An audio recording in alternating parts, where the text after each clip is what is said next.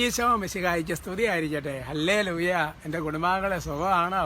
കുഞ്ഞുങ്ങളെ പരീക്ഷയൊക്കെ എല്ലാവരോടും ചിലർക്ക് പരീക്ഷ ഇല്ലല്ലോ, വരുന്നല്ലേ ഉള്ളൂ അല്ലേ? എന്നാലും ഉള്ളവർക്ക് പരീക്ഷ കുഴപ്പമില്ലല്ലോ അല്ലേ? പ്രാർത്ഥിക്കുന്നുണ്ട്. പ്രിയമുള്ള സഹോദരങ്ങൾ, ഇന്ന് പ്രത്യേകിച്ച് ഒരു നന്മറും ചൊല്ലി പ്രാർത്ഥിക്കാൻ വേണ്ടി പോകുന്നത്, അതായത് മക്കൾ വീട് വിട്ട് ഇറങ്ങിപ്പോയതിനാൽ സങ്കടം അനുഭവിക്കുന്ന പേരൻസിന് വേണ്ടി പ്രത്യേകം പ്രാർത്ഥിക്കും. പ്രത്യേകിച്ച് വിദേശ രാജ്യങ്ങളിലൊക്കെ പേരൻസ് വീട്ടിൽ നിന്ന് ഇറങ്ങിപ്പോയി അവർ തന്നെ ഒരു വീട്ടിൽ താമസിക്കും. ഓരോ ചില കൾച്ചറിൻ്റെ ഭാഗമൊക്കെ ആണെന്നൊക്കെ പറയുന്നു. പക്ഷേ എൻ്റെ പ്രിയപ്പെട്ട സഹോദരങ്ങളെ, അപ്പോൾ എന്തൊരു സങ്കടം എന്നറിയാം പേരൻസിനെ, ഇതുപോലെ വേദനയാണ്. അപ്പോൾ പക്ഷേ അവർക്കൊരു മനസ്സിരിവ് വരണം തിരിച്ചു. അങ്ങനെ വേദന ലഭിക്കുന്ന ഒരുപാട് പേരൻസ് പ്രാർത്ഥന ചോദിച്ചിട്ടുണ്ട്. ആ പേരൻസിന് വേണ്ടിയും ആ മക്കൾ തിരിച്ചു വരാൻ വേണ്ടി നിയോഗം വെച്ചുകൊണ്ട് നമുക്കൊരു നന്മറഞ്ഞ് ചൊല്ലി പ്രാർത്ഥിക്കാം അല്ലേ? ഇപ്പോൾ നമ്മളിങ്ങനെ പ്രാർത്ഥിക്കുമ്പോൾ നമ്മുടെ കുടുംബങ്ങൾ ഇങ്ങനെയൊക്കെ ഉണ്ടാകാതെ ഒരു ദൈവിക സംരക്ഷണം സിൻസിയറായിട്ട് മധ്യസ്ഥ പ്രാർത്ഥന നടത്തുമ്പോൾ നമുക്ക് ദൈവം തരും. നമുക്ക് പ്രാർത്ഥിക്കാം. നന്മ നിറഞ്ഞ മറിയമേ സ്വസ്തി, കർത്താവ് അങ്ങയോട് കൂടെ സ്ത്രീകളെല്ലാം അനുഗ്രഹിക്കപ്പെട്ടവളാകുന്നു. അങ്ങയുടെ ഉദരത്തിന് ഫലമായി ഈശോ അനുഗ്രഹിക്കപ്പെട്ടവനാകും. പരിശുദ്ധ മറിയമേ തമ്പുരാൻ്റെ അമ്മേ, പാപികളായ ഞങ്ങൾക്ക് വേണ്ടി ഇപ്പോഴും ഞങ്ങളുടെ മരണസമയത്തും തമ്പുരാനോട് അപേക്ഷിച്ച് കൊള്ളണമേ. ആമേ. Praise the Lord. പ്രിയമുള്ള സഹോദരങ്ങൾ, എന്ത് നമ്മുടെ വിഷയത്തിൻ്റെ തലക്കെട്ട് മനുഷ്യനെ അല്ല, ഇതാണ് അവഗണിക്കേണ്ടത് എന്നുള്ളതാണ്. ജ്ഞാനത്തിൻ്റെ പുസ്തകത്തിൽ 11-ാമത്തെ അധ്യായത്തിൽ 23-ാം തിരുവചനം, book of wisdom chapter 11 verse 23, ദൈവാത്മാവ് പഠിപ്പിക്കുന്ന മനോഹരമായ വചനമാണ്. ആ വചനം ഇതാണ്. കർത്താവ് പറയുകയാണ്, അവിടുന്ന് കർത്താവിനെ കുറിച്ച് വെളിപ്പെടുത്തുകയാണ്, അവിടുന്ന് എല്ലാവരോടും കരുണ കാണിക്കും. അങ്ങേക്ക് എന്തും സാധ്യമാണല്ലോ. എന്നിട്ട് പറയാ, മനുഷ്യൻ പശ്ചാത്തപിക്കേണ്ടതിന് അവരുടെ പാപങ്ങളെ അവിടുന്ന് അവഗണിക്കുന്നു. ഞാൻ അതിനെ നമുക്കൊന്ന് എടുത്ത് ഓരോന്ന് പറയാം. കർത്താവ് പറയാം, ദൈവത്തെക്കുറിച്ച് പറയുകയാണ്, അവിടുന്ന് എല്ലാവരും കരുണ കാണിക്കുന്നു. എൻ്റെ പ്രിയപ്പെട്ട സഹോദരങ്ങൾ, ദ മോസ്റ്റ് എന്ന് പറഞ്ഞാൽ ബൈബിളിൽ ഏറ്റവും കൂടുതൽ ദൈവത്തിന് നൽകിയിരിക്കുന്ന വിശേഷം ഏതാണെന്ന് ചോദിച്ചാൽ, അബ്ജക്റ്റീവ് ഏതാണെന്ന് ചോദിച്ചാൽ, അവിടുന്ന് കരുണ കാണിക്കുന്നവനാണ്, മറക്കുന്നവനാണ്, പൊറുക്കുന്നവനാണ്. അപ്പോൾ ദൈവം എല്ലാവരോടും കരുണ കാണിക്കും അല്ലേ? ദുഷ്ടനോടും ശിഷ്ടനോടും കരുണ കാണിക്കുന്നൊരു ദൈവം. അപ്പം അതുകൊണ്ട് എൻ്റെ പ്രിയപ്പെട്ട സഹോദരങ്ങളെ, അങ്ങനെ ദൈവം കരുണ കാണിക്കും. എന്നിട്ട് അങ്ങേക്ക് എന്തും സാധ്യമാണല്ലോ. നിങ്ങൾ എന്ത് ചോദിക്കേ?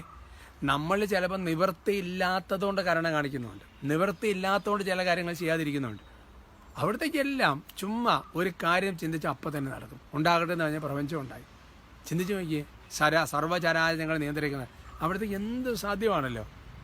എന്നിട്ട് മൂന്നാമത്തെ കാര്യം പറയുക, പക്ഷേ മനുഷ്യൻ പശ്ചാത്തപിക്കേണ്ടതിന് അവിടുന്ന് അവരുടെ പാപങ്ങളെ അവഗണിക്കുന്നു എന്ന് പറഞ്ഞാൽ, എൻ്റെ പ്രിയപ്പെട്ട സഹോദരങ്ങളെ, മനുഷ്യൻ പശ്ചാത്തപിച്ച് മടങ്ങി വരാൻ വേണ്ടിയിട്ടാണ് ദൈവം പാപങ്ങൾ അവഗണിക്കുന്നത്.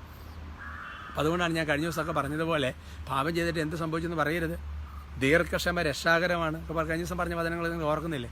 എന്ന് പറയുന്നത് പോലെ എൻ്റെ പ്രിയപ്പെട്ട സഹോദരങ്ങളെ, ദൈവം നമ്മളിങ്ങനെ കരുണ കാണിച്ചുകൊണ്ടിരിക്കുന്ന എന്തിനാ? മനുഷ്യൻ പശ്ചാത്തപിച്ച് മടങ്ങി വരാനും തിരിച്ചു വരാനും വേണ്ടിയിട്ടാണ് ദൈവം കരുണ കാണിക്കുന്നത്. ഇനി നമ്മൾ പലപ്പോഴും എന്നറിയാം, മനുഷ്യനെ അങ്ങോട്ട് അവഗണിക്കും. മനുഷ്യനെ അല്ല അവഗണിക്കുന്നത്, അവൻ്റെ പാപത്തെയാണ് അവഗണിക്കുന്നത്. എന്ന് പറഞ്ഞാൽ തെറ്റ് തിരുത്തണ്ട എന്നുള്ളതോ അങ്ങനെയൊന്നും അല്ല ഞാൻ ഉദ്ദേശിക്കുന്നത്. ശരിക്കും പറഞ്ഞാൽ നമ്മൾ ചിന്തിച്ച് നോക്കിയാൽ, അപ്പം ഒരു വ്യക്തി മടങ്ങി വരാൻ നമ്മൾ ഉദ്ദേശിക്കേണ്ട ഒരു കാര്യം എന്ന് പറഞ്ഞു കഴിഞ്ഞാൽ, അവനൊരു പാപത്തിലാണ്, അവൻ മദ്യപാനത്തിലാണ്, അവൻ എന്തെങ്കിലും പ്രശ്നത്തിലാണ്. പക്ഷേ അല്ലേ, ആ പാപത്തെ അവഗണിക്കുക, പക്ഷെ അവനെ സ്നേഹിക്കണം. അതാണ് പാപിയെ ദൈവം സ്നേഹിക്കുന്ന, പാപത്തെ ദൈവം വെറുക്കുന്നു എന്ന് പറയുന്നത്. പാപങ്ങൾ അവഗണിക്കുക. അപ്പോൾ അതുകൊണ്ട് എൻ്റെ സഹോദരൻ, നമ്മുടെ ജീവിതത്തിൽ പലപ്പോഴും നമ്മൾ എന്നാണെന്നറിയാമോ, നമ്മൾ പലപ്പോഴും ഈ മനുഷ്യനെ തന്നെ നമ്മൾ അവഗണിച്ച് കളയും. അവഗണന എന്ന് പറഞ്ഞാൽ വലിയ സഹിക്കാൻ പറ്റാത്തൊരു വിഷമമാണ്.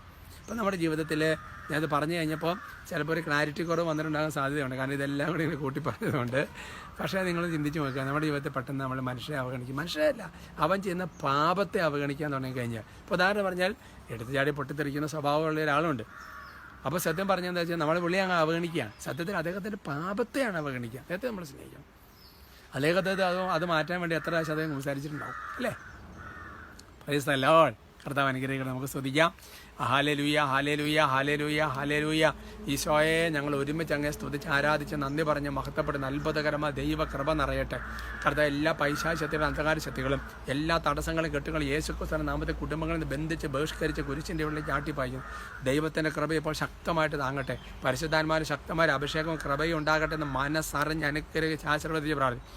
പ്രത്യേകിച്ച് എൻ്റെ കർത്താവേ, ഇന്ന് പ്രത്യേകിച്ച് ആശീർവദിക്കുമ്പോൾ, എൻ്റെ ദൈവമേ, മക്കൾ പലവിധ നിസാര കാരണങ്ങൾ കൊണ്ട് വീട് വിട്ടിറങ്ങി മറ്റൊരു പോയി താമസിക്കുന്ന പേരൻസിൻ്റെ കണ്ണുനീര് കാണണം കർത്താവ്. എൻ്റെ ഈശോയെ, മടങ്ങി വരാൻ തക്കതൊരു അനുതാപം അവർക്ക് കൊടുക്കണം. ആ മക്കളുടെ മേൽ പരിശുദ്ധാത്മാവ് നിറയട്ടെ. ദുഷ്ടാത്മാവ് വിട്ടുപോട്ടായിരുന്നു.